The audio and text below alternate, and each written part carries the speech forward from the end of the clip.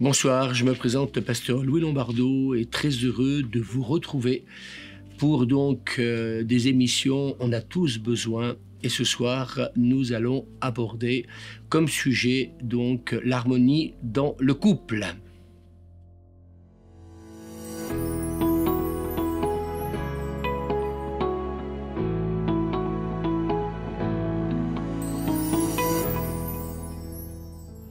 Très heureux d'aborder ce thème, une vie de couple épanouie. Réussir à aimer. Souvent dans le couple, nous rencontrons des difficultés et je crois sincèrement, avec l'aide de Dieu, il n'y a aucune difficulté qui ne soit insoluble. Il faut toutefois s'attendre à notre Dieu, bien entendu, et compter sur lui et s'il le faut, opérer des changements dans nos vies. Je crois que c'est essentiel, toujours se remettre en question. Il y a Winston Churchill qui a dit une citation que j'aime beaucoup, là où se trouve une volonté, il existe un chemin. Et je crois que cette citation, elle est extraordinaire parce qu'elle parle d'elle-même. Alors pour se détendre un peu, je voudrais un peu vous raconter une blague. Une femme en colère contre son mari se met à prier pour obtenir une solution de la part de Dieu.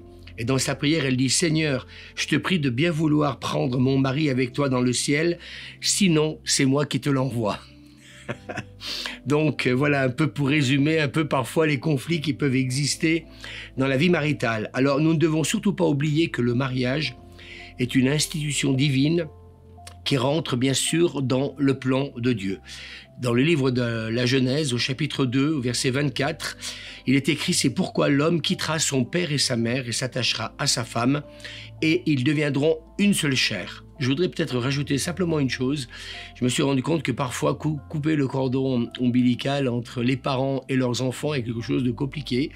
C'est pour ça qu'il est écrit « L'homme s'attachera à sa femme ». Ça veut dire que s'il s'attache à sa femme, ça veut dire qu'il faut qu'il se détache de ses parents. Ça ne veut pas dire qu'il ne faut plus avoir de relations. Faites-moi pas dire ce que je n'ai pas voulu dire.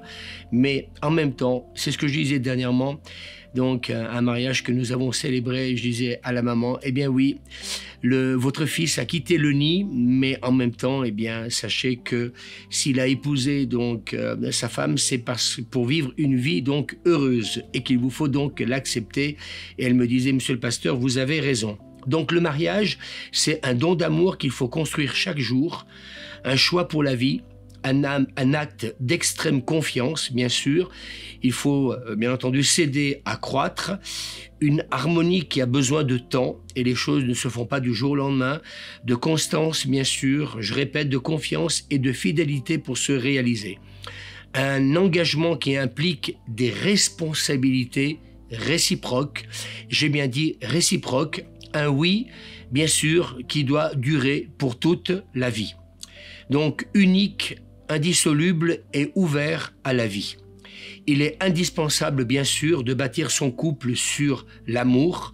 C'est ce que dira saint Paul, sans l'amour, nous ne sommes rien. Et ceux qui ont bâti leur couple seulement sur un coup de foudre doivent savoir que d'après les psychologues spécialistes en la matière de couple, ils déclarent que leur durée de vie de couple est estimée à 2 ou 3 ans. C'est intéressant, quelque part, de l'entendre. L'amour dans le couple va connaître différentes phases qui lui permettront d'étendre profondément ses racines, qui permettront au couple de surmonter les différentes crises. Dans chaque personne se trouve un réservoir émotionnel qui ne demande qu'à être rempli d'amour.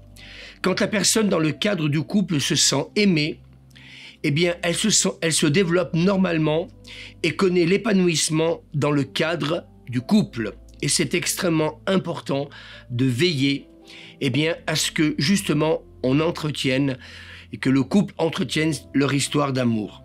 Mais si son réservoir d'amour est vide, le couple connaîtra des problèmes comportementaux. Et que ce soit autant pour l'homme que pour la femme. Et quelqu'un a dit, et j'aime beaucoup cette citation, « Ne laisse jamais personne éteindre cette lumière dans tes yeux et te faire perdre ton sourire. Fais tes choix, vis avec tes erreurs, fais face à tes peurs, laisse le passé derrière, avance sans te retourner et dis-toi que le meilleur est à venir. » Et je crois que c'est ça la vie maritale, c'est toujours croire que le meilleur est à venir, c'est-à-dire rester toujours positif. Et si tu penses avoir perdu un petit bout de bonheur, ne t'en fais pas, un autre pourrait t'en donner le double. Et je crois que quelque part, quand dans la vie maritale, l'amour fait défaut, l'Ecclésiaste dira que la corde à 3 brins ne va pas se rompre facilement. Et ce qui veut dire par là, c'est que si un jour, eh bien, le mari ou la femme est délaissé au niveau affectif, eh bien, nous pouvons rendre grâce à Dieu de ce que son amour aussi pourra peut-être combler ce manque s'il fait défaut. Mais cela ne veut pas dire que parce qu'il peut faire défaut, eh bien, qu'il faut simplement que s'en remettre à Dieu. Je crois que cela doit être un travail journalier et quelque part, eh bien, chaque jour, reconsidérer que le mari doit donc remplir le réservoir émotionnel de sa femme et vice-versa. La plupart du temps, les écarts de conduite chez l'un ou les deux des conjoints s'expliquent par son obsession à vouloir soutirer de l'affection d'un réservoir qui reste obstinément vide. D'après un psychiatre, considérons attentivement cette image et préoccupons-nous de vérifier constamment si notre conjoint a son réservoir au bon niveau. Je me rends compte, en fin de compte, que peut-être certains s'imaginent que avoir beaucoup d'argent va être la solution pour vivre une vie maritale heureuse. Eh bien, j'aimerais vous dire ce soir que le plus important, c'est de remplir le réservoir émotionnel de son conjoint. Et nous le verrons au travers donc de ces 2 émissions. Dès que donc ce réservoir va baisser, eh bien il faut, eh bien je dirais comme une voiture, hein, quand il y a presque plus d'essence, eh bien il faut faire le plein. Alors il ne faut pas hésiter donc à le faire. Nous devons comprendre qu'un des principes de l'amour, c'est de donner avant de recevoir. Et je crois que c'est quelque chose que parfois, peut-être, dans la vie maritale, les choses n'ont pas été comprises. D'ailleurs, c'est ce que Jésus dira. Il faut se rappeler ces paroles qu'il a pu lui-même donner. Il y a plus de bonheur à donner qu'à recevoir. Et je crois que, j'aime dire dans les formations au mariage que je peux avoir, et ça a surpris des fois plusieurs couples dans cette formation où donc j'ai pu donc donner, comment dire, cette citation, cette phrase: on ne se marie pas pour être heureux, mais pour rendre heureux. Et je crois que c'est important parce qu'il y a un peu cette notion d'égoïsme. Parfois, on se marie parce qu'on souhaite que notre conjoint ne donne que du bonheur. Mais je crois qu'on n'a peut-être pas toujours compris qu'on se marie pour que l'autre soit heureux. Et si l'autre est heureux, eh bien, j'aimerais vous dire que, eh bien, l'autre vous le rendra. C'est quelque chose qu'il faut peut-être prendre le temps de réfléchir à cette question, parce que parfois, on attend toujours tout des autres, alors que Jésus a raison de dire, il y a plus de bonheur à donner qu'à recevoir. Mais moi, je sais que ce soit dans la vie maritale ou dans l'amitié, quand j'ai toujours donné, eh bien, j'ai toujours reçu. Alors, si nous voulons être heureux, eh bien, c'est ce que va dire cette citation. Voyageons avec 2 sacs, un pour donner et l'autre pour recevoir.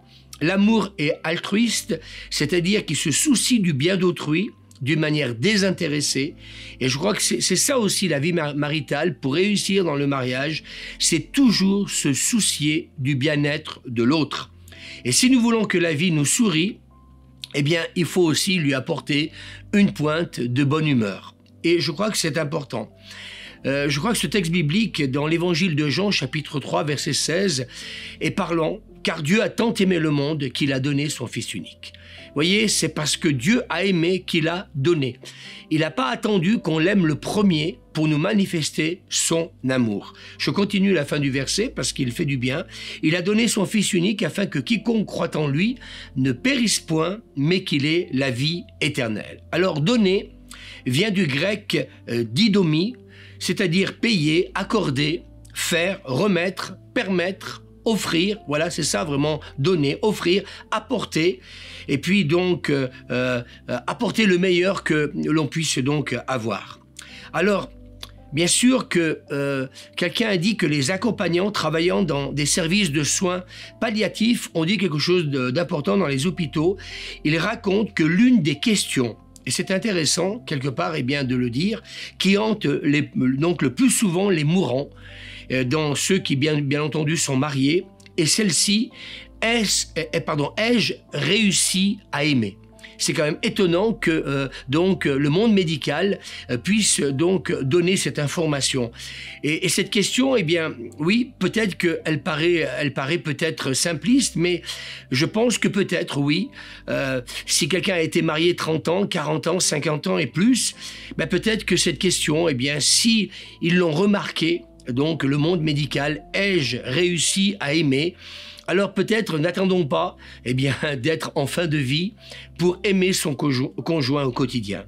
L'amour est le socle sur lequel nous grandissons et nous construisons tout au long de notre vie. On ne peut pas toujours expliquer ce qu'on ressent, parce que ce qui est dans notre cœur est souvent plus fort que les mots. Et c'est vrai que parfois on ressent des choses, mais cela peut paraître difficile à les exprimer. Alors le couple reste le laboratoire privilégié de nos attentes affectives. Aucun couple ne peut subsister sans amour. Je crois que c'est la même chose dans l'amitié et dans tout le reste. Donc soyons préoccupés par cette pensée et posons-nous les questions suivantes. Ai-je développé un climat d'amour dans mon couple? Oui, c'est quelque chose qu'il nous faut développer au quotidien. Est-il toujours en place? Le temps a-t-il une raison de notre amour? Et je crois que, en fin de compte, je me suis rendu compte en tant que pasteur, que c'est le temps qui va démontrer si justement il y a eu de l'amour et de la solidité dans la construction donc d'une vie maritale. Donc il nous faut quelque part grandir, bien sûr, et puis quelque part est-ce qu'avec les années on peut dire que le couple s'est-il détérioré, déjà usé, ou est-ce qu'il s'est solidifié? Et un couple solide, c'est deux personnes prêtes à tout pour rester ensemble, et je crois que quelque part on pense que la vie maritale est toujours quelque chose de simple et de facile. Ce n'est pas toujours quelque chose de facile. Mais mes amis, qu'importe les problèmes, ils trouveront toujours des solutions. Et je crois que malheureusement, parfois, on divorce parce qu'on n'a peut-être pas toujours travaillé à la solution. Et nous le verrons peut-être au travers de ces émissions qu'il y a toujours des solutions, mais les solutions, il nous faut y travailler, il nous faut aussi prendre du temps pour peut-être justement les trouver. Chacun est aux commandes de son couple. Il n'y a pas qu'un pilote dans l'avion, on est deux, ça c'est clair. Et nous devons travailler dur pour régler les problèmes éventuels. Ce que je crois, c'est que parfois, il y a des difficultés dans la vie maritale, il y a des problèmes, mais malheureusement, on ne prend pas le temps de régler donc certains problèmes. Et parfois, j'entends le mari ou la femme dire « Allez, c'est pas grave, ça va passer. » Ça va passer, mais parfois, ça peut se reproduire, malheureusement. Et je crois que si on n'a pas pris le temps de régler, ce problème, et qu'il revient, alors ça peut être quelque chose qui peut, je dirais dans le temps, apporter de l'usure et amener un des conjoints à ne plus supporter les choses répétitives. Alors, bien sûr qu'il faut revenir l'un vers l'autre pour retrouver, j'ai presque envie de vous dire, parfois, la puissance de l'amour conjugal. Et ce qui a été fort, donc, au départ, doit donc continuer. Et parfois, il faut à nouveau peut-être prendre le temps de rechercher cet amour que peut-être, qui s'est peut-être refroidi avec le temps ou tiédi. Et je suis convaincu que là aussi, on peut retrouver cet amour. Vous savez, l'apôtre Jean va dire au chapitre 4, verset 8, « Celui qui n'aime pas, il n'a pas connu Dieu, car Dieu est amour. Celui qui n'aime pas n'a pas connu Dieu. » Et notre Dieu est la source de l'amour. Et lui seul peut être capable de renouveler notre amour si peut-être il fait donc défaut. Alors bien sûr qu'il nous faut aussi apprendre à bien se comprendre. Comprendre l'autre n'est pas toujours donc quelque chose de facile, mais dans le livre de la Genèse, chapitre 2, verset 18, l'Éternel Dieu dit « Il n'est pas bon que l'homme soit seul, je lui ferai une aide semblable à lui ». Et je crois que c'est ce qui donc apporte vraiment la vraie force dans la vie maritale, c'est de savoir que, quelque part, on peut compter sur l'un et sur l'autre pour nous apporter l'aide nécessaire dont peut-être nous aurons besoin pour vivre une vie maritale heureuse. Une aide semblable vient de l'hébreu ézer, aide, secours, secourir. Et je crois que c'est ça la vraie vie maritale. on est là pour s'apporter une aide mutuelle et puis un secours. Oui, se secourir quand l'un ou l'autre a besoin, quelque part, parce que peut-être il peut passer par un moment difficile, peut-être justement lui apporter cette aide, peut-être par sa présence, mais aussi psychologique pour peut-être résoudre certains problèmes. Dieu dit, il n'est pas bon que l'homme soit seul. Il faut que je lui fasse une aide qui lui soit, j'aime cette version, toujours dans le livre de la Genèse, chapitre 2, verset 18, il faut que je lui fasse une aide qui lui soit assortie. J'aime cette expression, elle est quand même intéressante. Pour être assorti l'un vis-à-vis de l'autre, il faudra donc travailler énergiquement pour y arriver. Cela n'est pas à considérer sur le plan physique, mais moral et spirituel. Pour bien communiquer, il faut savoir se comprendre. L'homme, et c'est intéressant ce que je vais dire, ne fonctionne pas comme la femme, ni la femme comme l'homme. Et je crois que quelque part, il y a peut-être, je crois, beaucoup de divorces parce qu'on pense que l'homme fonctionne comme la femme et que la femme fonctionne comme l'homme. Quelqu'un disait, le mariage est le seul jeu de hasard où les joueurs peuvent tous les deux gagner ou tous les deux perdre. J'aime beaucoup ce qui est dit. Alors ne faisons pas du couple un jeu de hasard, mais bâtissons donc cette maison d'une manière stable et solide avec les plans et les matériaux qui sont nécessaires. Sachons apprendre en étant à l'écoute de l'autre.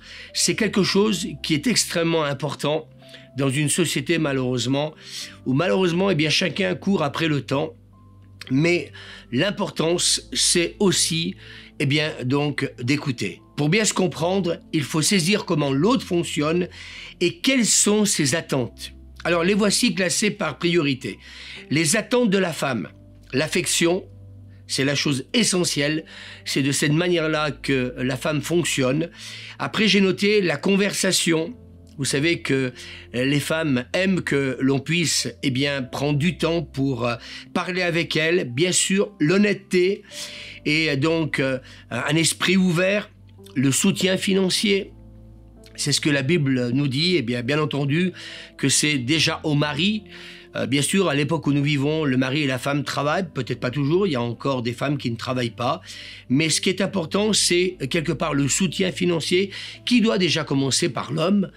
Je pense que vous serez d'accord que ça serait quand même anormal que ce soit la femme qui travaille et que le mari reste à la maison, quoique j'ai connu quelques cas très très rares où c'est parfois parce que la femme avait une situation financière importante, que ce soit le mari qui reste à la maison pour les tâches ménagères et pour élever les enfants, bien sûr, quand il y a 2, 3, voire 4 enfants, voire plus. Et puis bien sûr, ce que la femme attend de son mari, c'est qu'il y ait un engagement familial. Alors maintenant, si on a parlé des attentes de la femme, parlons des attentes de l'homme. Bien, écoutez, en premier, j'ai noté, et c'est ce que disent beaucoup de spécialistes, la satisfaction sexuelle. En 2, l'accompagnement récréatif. Bien sûr, là aussi, une épouse attrayante. Et là, c'est important aussi que, quelque part, la femme n'oublie pas aussi que ce qui peut aussi, apporter dans la vie maritale, je dirais, du sang neuf, si je peux me permettre, c'est que l'épouse ne se relâche pas et puis cherche toujours à plaire à son mari. Il y a aussi, bien sûr, la question du support domestique. J'ai bien dit le support, parce que là, on peut dire la même chose autant pour l'homme que pour la femme. Et puis, bien sûr, là, peut-être qu'on pourra nous traiter d'orgueilleux, mais c'est aussi la personnalité de l'homme, c'est l'admiration. L'homme aime être admiré.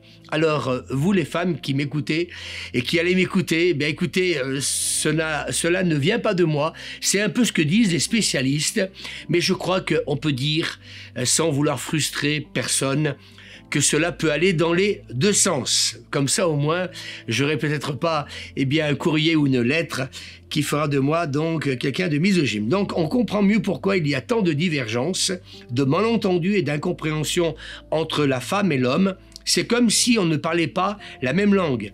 Quelqu'un a écrit un livre qui s'intitule « Les hommes viennent de Mars et les femmes viennent de Vénus ». Dieu, pour mieux nous comprendre, s'est incarné en homme, en la personne de Jésus. Il est venu vivre avec nous, parmi nous, il a mangé aussi comme nous, et puis quelque part, eh bien, il a essayé de voir de plus près nos besoins et essayer de les ressentir. Alors, ne l'oublions pas, l'homme doit apprendre à décoder le langage de la femme et vice-versa. Et j'ai le sentiment des fois que parfois, eh bien, on a pu me dire dans des entretiens pastoraux, oui, mais mon mari me comprend pas, ma femme ne me comprend pas. Et je pense que oui, il nous faut apprendre à décoder ce que l'autre peut-être a bien vouloir nous dire. Et quelque part, eh bien, on peut soit le décoder, soit peut-être, eh bien, directement poser la bonne question à sa femme ou à son mari. Est-ce que j'ai bien compris ta réaction, ton humeur, ton attitude? Et donc, s'il te plaît, eh bien, si j'ai peut-être pas su décoder ce que tu voulais me dire, eh bien, parlons-en. Le langage de la femme, donc, bien sûr, hein, c'est vice-versa dans les deux sens. Hein. Alors, voici quelques derniers conseils pratiques pour une vie de couple plus harmonieuse. Donc, la chose la plus essentielle, c'est entretenir une bonne communication. C'est, bien sûr, être généreux en matière d'affection, bien sûr, dans les deux sens. Ne pas avoir aussi d'attentes irréalistes de l'autre. Et je crois que parfois, on a des attentes irréalistes. On voudrait attendre de la femme, de l'épouse, eh bien, telle chose, et du mari, telle chose. Peut-être certaines choses que ni l'un ni l'autre ne pourra jamais donner. Ça ne veut pas dire qu'il ne pourra jamais le donner, mais il faudra peut-être plus de temps. Personne n'a de vie parfaite, chacun d'entre nous a ses problèmes, seulement certains décident d'avancer malgré tout. Et j'aime beaucoup cette citation. On peut tous avoir des problèmes, mais je me suis rendu compte que parfois ce qui amène le divorce, c'est que l'un des deux a décidé de s'arrêter. Alors que, je dirais, malgré les difficultés, on peut toujours décider de vouloir donc avancer malgré s'il y a donc des obstacles sur la route. Une bonne répartition de l'autorité, bien entendu dans la complémentarité, bien sûr entretenir l'amour conjugal, bien gérer les problèmes et trouver ensemble des solutions adéquates. Et je crois que c'est important qu'un couple puisse y travailler. Trouver donc des solutions adéquates quand il y a certaines difficultés. L'échec est seulement, quelqu'un a dit ceci, j'aime beaucoup, l'échec est seulement l'opportunité de recommencer d'une façon plus intelligente. J'aime beaucoup cette citation. Veillez bien sûr à être fidèles l'un à l'égard de l'autre et entretenir la vérité au sein du couple. Extraire de sa vie l'égoïsme, bien entendu. Chacun doit prendre soin de l'autre et essayer de le satisfaire au maximum et développer une véritable harmonie, comme je l'ai dit. Voilà, avant de terminer, donc, sur l'importance de la communication dans le couple, une mauvaise communication dans le couple peut avoir des conséquences malheureuses. Non seulement sur la longévité d'une relation, mais aussi sur l'estime de soi et le bonheur de chacun, donc du conjoint. Tous les couples vivent des moments de désaccord sur différents aspects de la vie. Et je crois que si on devait poser la question à plein de couples, eh bien c'est ce que vous pourriez peut-être me dire. Le contraire serait plutôt malsain et pourrait signifier une certaine soumission, donc qui serait peut-être pas forcément une solution libre, mais quelque part, eh bien, une autorité qui nous serait imposée. Une crainte de s'exprimer ou une peur de briser donc le couple, justement par le fait de s'exprimer et peut-être de dire la vérité. Savoir bien communiquer permet de discuter, d'échanger des opinions et d'argumenter dans le calme sans accusation. On peut toujours parler avec son conjoint, on n'est pas obligé de l'accuser. Sans la présence d'une bonne communication dans le couple, les attentes et les besoins de chacun sont bien souvent ignorés. Les conjoints peuvent alors se sentir incompris et risquent de s'éloigner peu à peu. L'amour ressenti en début de relation fera lentement place à l'insatisfaction et aux accumulations de conflits, ce qui peut facilement aboutir à la rupture du couple. J'aime cette citation. Ne perds pas ton temps à rechercher la personne parfaite, elle n'existe pas. Chercher la personne qui traversera les épreuves de ta vie avec toi sans te laisser tomber. Je pense que c'est très très clair et c'est très juste. Je terminerai cette première émission en disant que dans la vie, il faut apprendre à être content de ce que l'on a. Et ça, je me rends compte que, c'est pas toujours quelque chose que je constate. Et je terminerai par cette citation que j'aime beaucoup, c'est un proverbe chinois. Oui, se contenter de ce que l'on a. J'étais furieux de n'avoir pas de souliers. Alors j'ai rencontré un homme qui n'avait pas de pieds et je me suis trouvé content de mon sort. On veut toujours aller chercher l'herbe ailleurs et j'aimerais vous dire une chose, vivre dans le contentement, c'est ce qui peut apporter le succès et la réussite dans la vie maritale. Que Dieu vous bénisse. Et la suite, dans une prochaine émission. Chers amis, on a tous besoin d'un médecin, d'un kiné, d'un banquier, d'un charpentier, d'un avocat, d'un psychologue, d'un comptable et pourquoi pas d'un homme d'église. Cela se faisait non seulement par le passé, mais se pratique également aujourd'hui. Si vous souhaitez prendre contact avec nous, un téléphone, le 09 53 61 77 96 ou pourquoi pas sur rendez-vous, lieu la Cité de Lumière, l'adresse le 46 rue du Faubourg Sermoran, à Voiron